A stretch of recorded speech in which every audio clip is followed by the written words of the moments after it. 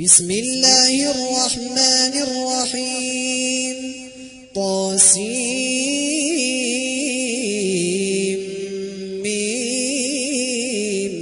تلك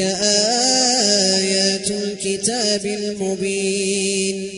لعلك باخع نفسك ألا يكونوا مؤمنين إن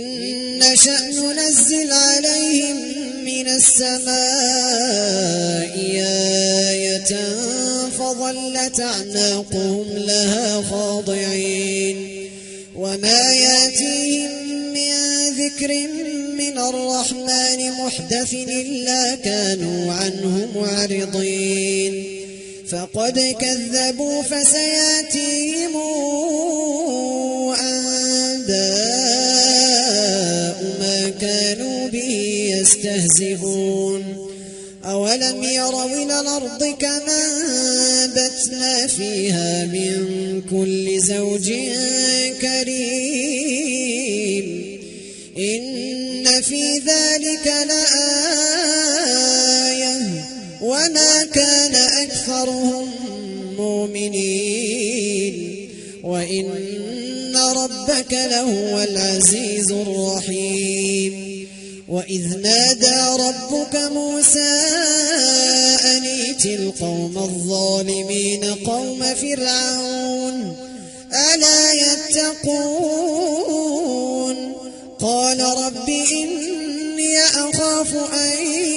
يكذبون ويضيق صدري ولا ينطلق لساني فأرسل إلى هارون ولهم علي ذنب فأخاف أن يقتلون قال كلا فاذهبا بآياتنا إنا معكم مستمعون قال رب إني أخاف أن يكذبون ويضيق صدري ولا ينطلق لساني فأرسل إلى هارون ولهم علي ذنب فأخاف أن يقتلون قال كلا فاذهبا بآياتنا إنا معكم مستمعون فاتيا فرعون فقولا إنا رسول رب العالمين أن أرسل معنا بني إسرائيل قال ألم نربك فينا وليدا ولبثت فينا من عمرك سنين وفعلت فعلتك التي فعلت وأنت من الكافرين قال فعلتها إذا وأنا من الضالين ففررت منكم لما خفتكم فوهب لي ربي حكما وجعلني من المرسلين وتلك نعمة تمنها علي أن عبدت بني إسرائيل قال فرعون وما رب العالمين